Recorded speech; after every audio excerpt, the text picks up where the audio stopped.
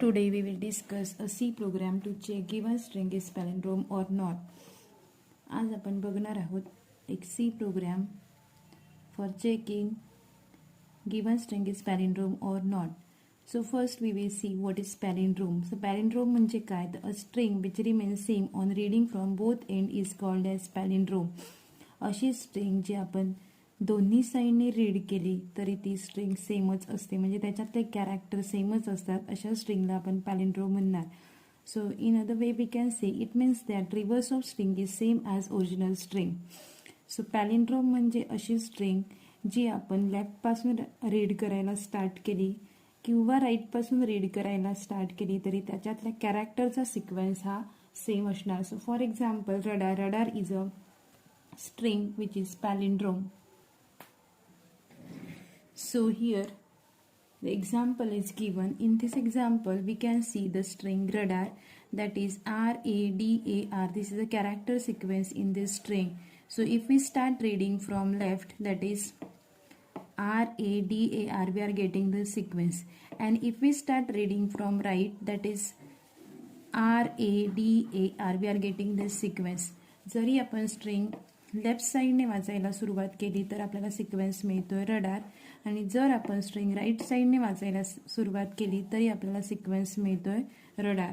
So अशा स्ट्रिंगला आपण पॅलिंड्रोम string म्हणणार.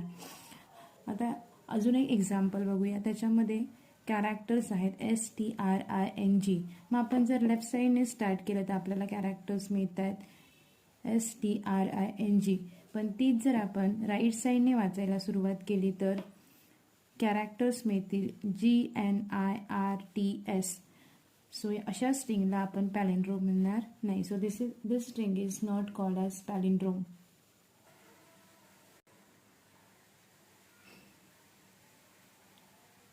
पॅलिंड्रोम स्ट्रिंगचे अजून काही example.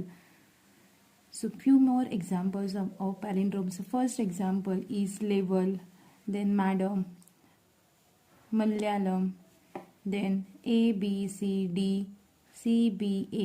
So these sequences are the palindrome sequences. Then here we have to write the program for checking given string is palindrome or not. Given string is palindrome or not check करण्यासाठी आपण जो C programme लिहिणार आहोत त्यामध्ये जे logic use करणार ते logic म्हणजेच फर्स्ट आपण चेक करणार first character and last character. मग पहिलं कॅरेक्टर आणि शेवटचं कॅरेक्टर आपल्याला मॅच करून बघायचं आहे. जर मॅच असेल तर आपल्याला नेक्स्ट कॅरेक्टरला चेक करायचं आहे. That is next comparison will be A and A. So in this way we have to compare. So here we will match first R with R, then next A with A. That is here this R and this R, first comparison. Then next comparison will be this A with this. This is our next comparison.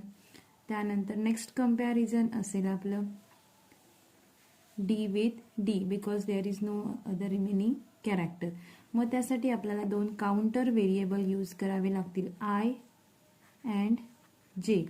As we are storing string is a array of characters, so we will use character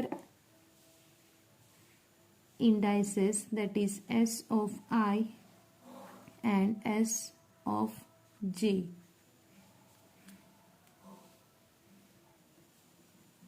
so palindrome check करण्यासाठी C program लिहिताना आपल्याला एवढ्या गोष्टी consider करायच्या आहेत. पहिली गोष्ट जी आपल्याला कन्सिडर करायची आहे लेंथ ऑफ स्ट्रिंग आपल्याला फाइंड करून घ्यायची आहे. First calculate the length of string. L is equal to length of string. We have to find out.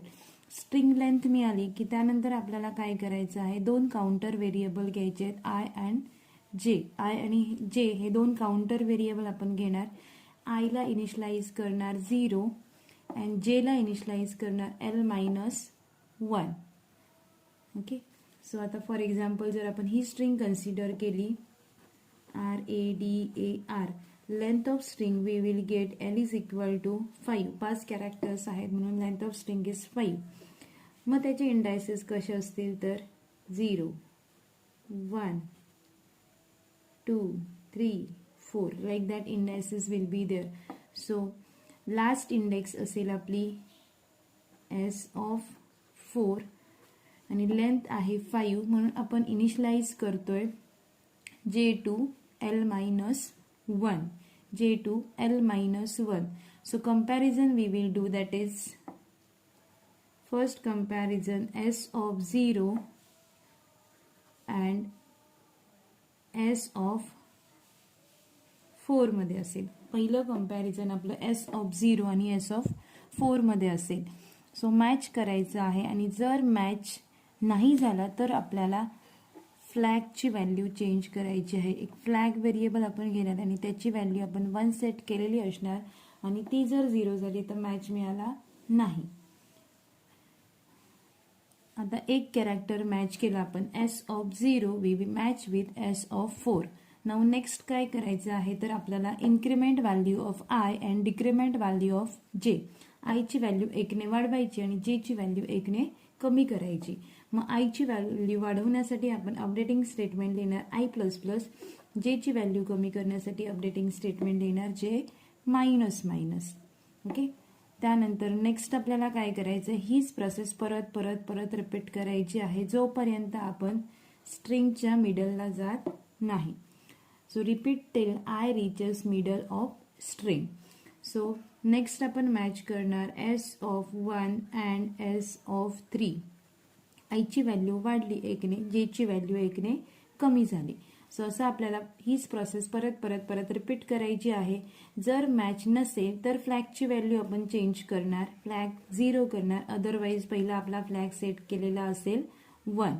Flag 1 केलेला असेल तो कधी 0 होईल, जर मॅच नाही मिळाला तर फक्त तो 0 होईल. Now consider C program for checking given string is palindrome or not. आपल्याला 2 हेडर फाईल ऍड कराव्या लागतील. एक हेडर फाईल असेल आपली नेहमीची stdio.h, that is standard IO फंक्शनसाठी हेडर फाईल आपण लिहिणार. त्यानंतर दुसरी एक हेडर फाईल आपल्याला यूज करावी लागते, त्याची string.h for string manipulation function. So strlen function आपण यूज करतोय. सो स्ट्रिंग मॅनिप्युलेशन फंक्शनसाठी आपण हेडर फाईल यूज करतो string.h, दॅट इज string.h. या 2 हेडर फाईल इन्क्लूड करायच्या आहेत. त्यानंतर नेक्स्ट डिक्लरेशन मध्ये आपल्याला एक कॅरेक्टर ॲरे डिक्लेअर करावा लागेल, char s50. हा कॅरेक्टर ॲरे आपण घेतोय. त्यानंतर काही इंटिजर व्हेरिएबल्स आपल्याला लागतील. इंटिजर व्हेरिएबल्स मध्ये आपण घेणार आहोत i, j, l आणि फ्लॅग. सो i असेल आपला काउंटर व्हेरिएबल जो इन्क्रीज होत जाईल, j असेल आपला काउंटर व्हेरिएबल जो डिक्रीज होत जाईल, l असेल स्ट्रिंगची लेंथ आणि फ्लॅग हा एक इंडिकेटर व्हेरिएबल आपण घेणार आहोत. सो असे 4 इंटिजर व्हेरिएबल आपण डिक्लेअर करणार. त्यानंतर आपल्याला युजरकडून स्ट्रिंग इनपुट घ्यायची आहे. मग त्यासाठी आपण युजरला मेसेज देणार by using printf. Enter a string. युजरला मेसेज दिला एंटर अ स्ट्रिंग. त्यानंतर नेक्स्ट स्ट्रिंग रीड करण्यासाठी आपण स्टेटमेंट लिहितोय गेट एस. सो हे एक फंक्शन आहे जे फंक्शन स्ट्रिंग इनपुट घेतो. सो गेट एस फंक्शन आपण यूज करतोय फॉर रीडिंग स्ट्रिंग. या फंक्शनमुळे कम्प्युटरचे आउटपुट स्क्रीन वेट करत राहील जोपर्यंत आपण एक स्ट्रिंग एंटर करून स्ट्रिंग टाईप करून एंटर की प्रेस करत नाही तोपर्यंत.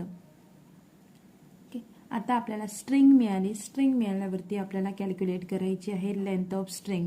त्याच्यासाठी फंक्शन यूज करतोय strlen. स्ट्रिंग लेंथ कॅल्क्युलेट करण्यासाठी आपण फंक्शन यूज करतोय strlen फंक्शन आणि त्या फंक्शनला पास करतोय value of s, that is string pass करतोय.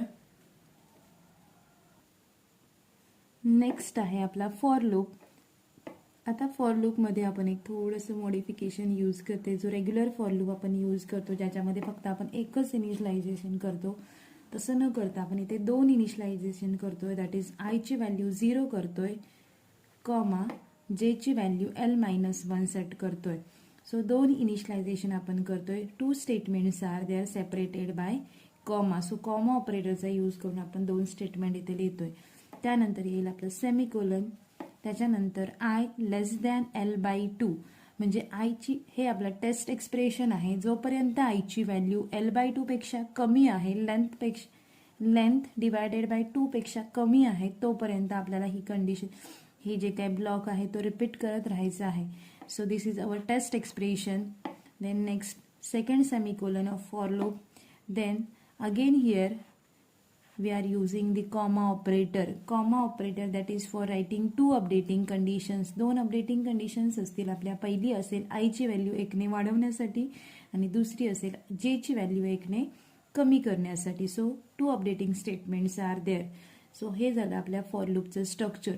आता बॉडी ऑफ फॉर लूप मध्ये फक्त एकच बॉडी ऑफ फॉर लूप मध्ये आपण फक्त एकच स्टेटमेंट लिहितोय. ते स्टेटमेंट म्हणजे कंडिशन आहे, एक condition. If s of i is not equal to s of जे.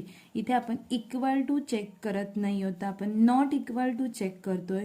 जर नॉट इक्वल टू असेल म्हणजे first character is not matching with last character, then काय करायचं, आपल्याला फ्लॅगची व्हॅल्यू 0 करायची आहे. जर ही कंडिशन ट्रू नाही झाली तर directly it will go for updating condition, that is आयची व्हॅल्यू 1 ने वाढेल, जे ची व्हॅल्यू 1 ने कमी होईल. सो नेक्स्ट टाइम तो चेक करणार. जर रडार स्ट्रिंग असेल तर आपल्याला पहिल्यांदा तो चेक करेल फर्स्ट कॅरेक्टर विथ लास्ट. त्यानंतर जर मॅच नाही झाला तर डायरेक्टली तो इन्क्रीमेंट करेल counter variables, that is I, आणि डिक्रीमेंट करेल जे. So next it will match A with A. So match is there. So this condition is not satisfied. Again for this condition it will go for this. कधीपर्यंत करणार, जोपर्यंत I ची value L/2 पेक्षा कमी आहे. आता इथे स्ट्रिंग लेंथ आहे आपली 5. स्ट्रिंग लेंथ 5 आहे. मग 5/2 केल्यावरती आपल्याला आन्सर मिळते 2. Integer division is there because both variables are integer. 5/2 केल्यावर आन्सर मिळते 2. सो जोपर्यंत आयची व्हॅल्यू लेस दॅन 2 आहे तोपर्यंत तो चेक करत राहील.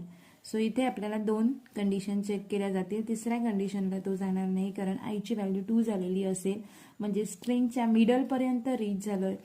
जरी ऑड नंबर ऑफ कॅरेक्टर्स असले सो मिडल कॅरेक्टर चेक करायची गरज नाही, आणि जर इवन नंबर ऑफ कॅरेक्टर्स असले तर तो it will check this character with another remain character. So this code will give the correct output. आता जर फ्लॅग 0 झाला असेल तर आपण चेक करणार फ्लॅग 0 आहे का. 0 असेल तर आपण मेसेज देणार गिवन स्ट्रिंग इज नॉट पॅलिंड्रोम. आता आपले सगळे कंपॅरिझन करून झालेले आहेत. त्यानंतर आपल्याला चेक करायचं आहे फ्लॅगची व्हॅल्यू काय आहे. सो फ्लॅगच्या व्हॅल्यूवरती डिपेंड करतं की स्ट्रिंग पॅलिंड्रोम आहे की पॅलिंड्रोम नाहीये.